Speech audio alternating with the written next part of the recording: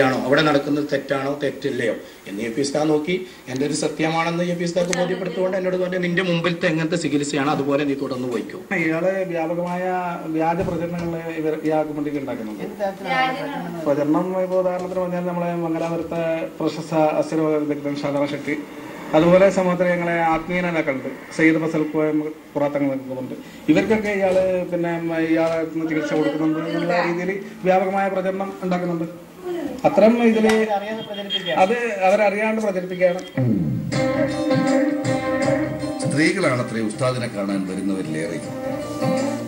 ഇവിടെ എത്തുന്ന സ്ത്രീകൾക്ക് പ്രത്യേകിച്ചൊരു ഇടം ഒരുക്കിയിട്ടുണ്ട്. അവിടേക്ക് ഉസ്താദിന് മാത്രമേ പ്രവേശനമുള്ളൂ.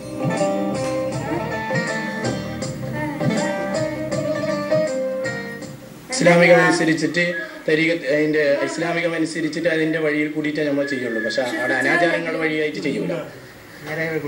നേരവയോ എന്ന് വെച്ചാൽ സ്ത്രീകൾക്ക് പ്രത്യേകമായ സൗകര്യങ്ങൾ ചെയ്തു വെച്ചിട്ടുണ്ട്, പുരുഷന്മാർക്ക് പ്രത്യേകമായ സൗകര്യങ്ങൾ ചെയ്തു വെച്ചിട്ടുണ്ട്. ആ വഴിയിൽ കൂടി പിന്നെ സ്ത്രീകൾ പുരുഷന്മാർ തമ്മിൽ പരസ്പരമായിട്ട് അടുക്കൂല.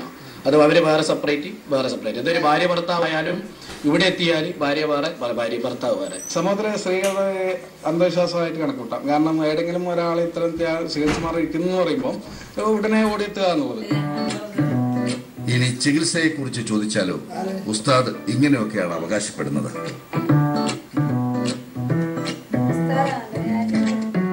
ആ സമയങ്ങളിൽ നമുക്ക് ഉണ്ടാകുന്ന സമയങ്ങളിൽ അത് നമുക്കറിയൂല എന്താണ് പറയുന്നത്, ഏതാണ് പറയുന്നത്.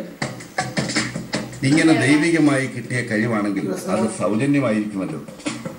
മാത്രമല്ല ജനങ്ങൾക്ക് എന്തെങ്കിലും നല്ലത് ചെയ്യണമെന്നാണല്ലോ ഉസ്താദിന്റെ ദേഹത്ത് കൂടിയ ജിന്നിന്റെയും ആഗ്രഹം.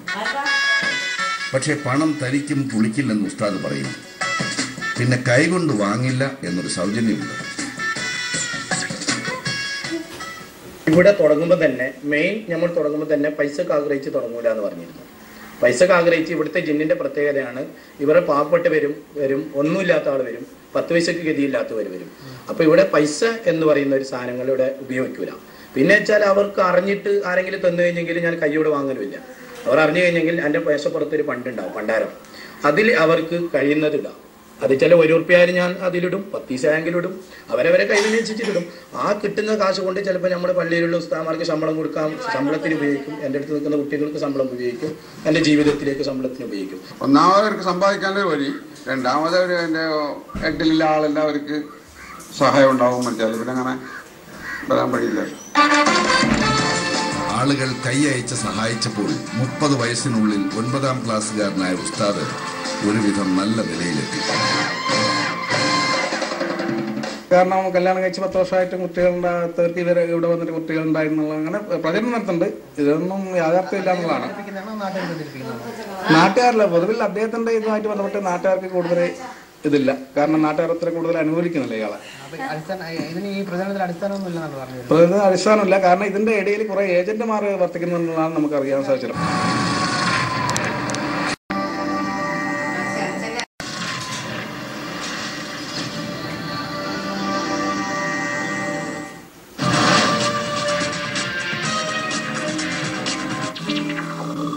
കാര്യമായ വിവരമൊന്നുമില്ലെങ്കിലും ഖുർആനിലെ ഒരധ്യായം ഉസ്താദിന് അറിയാമെന്നാണ് ഉസ്താദിന്റെ ശമ്പളക്കാരനായ ഇമാം പറയുന്നത്. ഖുർആൻ മുഴുവനും കാണാപ്പാഠം പഠിച്ചവർ മണ്ടന്മാർ. മൂപ്പർക്ക് വലിയ അറിവൊന്നുമില്ലെങ്കിലും ഫാത്തിഹ നന്നായിട്ട് ഓർക്കുന്നുണ്ട്.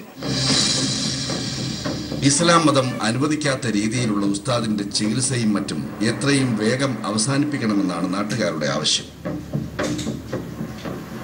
കുറെ പോലീസിൽ പരാതി കൊടുത്ത് അതിനൊന്നും ഒരു നടപടി ഒന്നും ഉണ്ടായില്ല. പോലീസിന്റെ ഭാഗത്ത് യാതൊരു നടപടി ഇതുവരെ ഉണ്ടായിട്ടില്ല.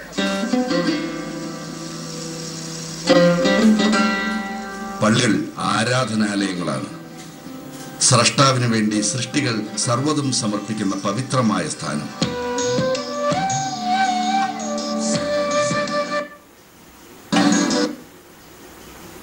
കച്ചവടത്തിന് ഉപയോഗിക്കുന്നത് മതനിന്ദയല്ലാതെ മറ്റൊന്നുമല്ല.